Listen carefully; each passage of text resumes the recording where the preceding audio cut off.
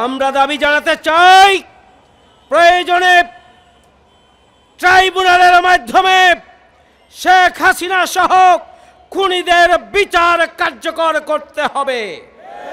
আমরা দাবি জানাতে চাই, 28 অক্টোবরের হত্যাকাণ্ডের শিকার যারা শহীদ হয়েছেন, যারা আহত এবং পঙ্গুত্ব বরণ যারা করেছিলেন, তাদেরকে রাষ্ট্রের পক্ষ থেকে ক্ষতিপূরণ দিতে হবে, আর্থিক অনুদান দিতে হবে। ওই দিন আওয়ামী লীগের সন্ত্রাসী বাহিনীর বিরুদ্ধে সকাল থেকে সন্ধ্যা পর্যন্ত আমরা রাজপথে থেকে ওই ফ্যাসিস্ট অপশক্তির ষড়যন্ত্র এবং চক্রান্তকে আমরা ব্যর্থ করে দিয়েছিলাম। সেই দিন আওয়ামী লীগ লগি বৈঠা আগ্নেয়াস্ত্র দিয়ে জামাত ইসলামীর আমিরে জামাত সেক্রেটারি জেনারেলকে সেই দিন হত্যা করে বাংলাদেশকে রাজনীতি শূন্য করতে চেয়েছিল। ফ্যাসিস্ট অপশক্তি পেশি শক্তিকে কাজে লাগিয়ে রাজধানী দখলের মাধ্যমে আগামী দিনে বাংলাদেশকে দখলের পায়তারা সেদিন তারা করেছিল। জামাত ইসলামীর নেতা কর্মীরা জীবন দিয়ে এটিকে প্রতিহত করেছে।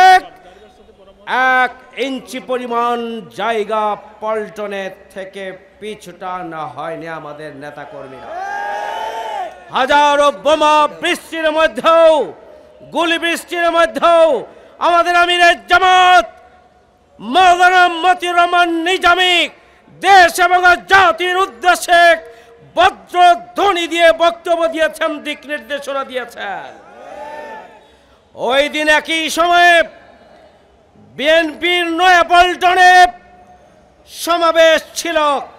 সকাল থেকে আমাদের সমাবেশের ওপরে হামলা করা হলো, গুলি চালানো হলো, লগি বৈঠা দিয়ে আমাদের কর্মীদের ওপরে, লাশের ওপরে নৃত্য করা হলো।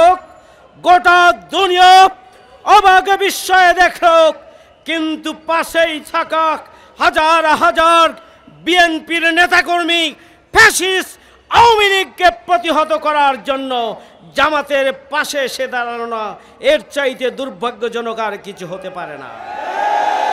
সেই দিন যদি জামাত ইসলামী ছাত্র শিবিরের সাথে বিএনপির হাজার হাজার নেতাকর্মী ঐক্যবদ্ধভাবে আওয়ামী লীগকে মোকাবেলা করার জন্য রাজপথে নেমে আসতেন, তাহলে বাংলাদেশের গণতান্ত্রিক রাজনীতিতে একটা নতুন ইতিহাস তৈরি হতে পারত। বাংলাদেশ হয়তো তার গতিপথ হারিয়ে ফেলত না। আজকে বক্তব্য দেওয়ার সময় নেই।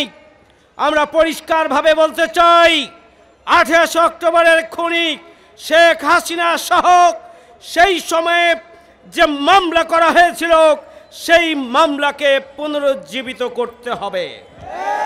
আমরা দাবি জানাতে চাই, প্রয়োজনে ট্রাইব্যুনালের মাধ্যমে শেখ হাসিনা সহ খুনিদের বিচার কার্যকর করতে হবে।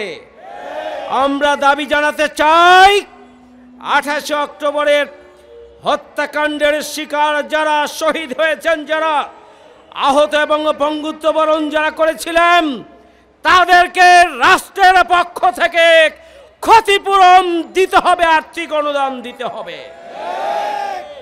আসুন আগামী দিনে আমরা আমাদের শহীদের রক্তের বিনিময়ে আমরা বহু ত্যাগ এবং কোরবানির ধারাবাহিকতায় 24-এর গণঅভ্যুত্থানের মাধ্যমে যে নতুন বাংলাদেশ পেয়েছি, আগামী দিনে সেই নতুন বাংলাদেশকে একটি গণতান্ত্রিক বসবাসযোগ্য, একটা সাম্যের এবং ন্যায় এবং ইনসাফের বাংলাদেশে পরিণত করার জন্য, জামাত ইসলামীর হাতকে শক্তিশালী করার জন্য আগামী জাতীয় সংসদ নির্বাচনে আমরা এদেশের জনগণকে সাথে নিয়ে আগামী নির্বাচনে আমরা সবাই মিলে দাঁড়িপাল্লার হাতকে আমরা শক্তিশালী করার মধ্য দিয়েই নতুন বাংলাদেশ বিনির্মাণ করব। ন্যায় এবং ইনসাফের বসবাসযোগ্য বাংলাদেশ গড়ে তোলার মধ্য দিয়েই শহীদদের রক্তের বদলা আমরা নিব ইনশাআল্লাহ।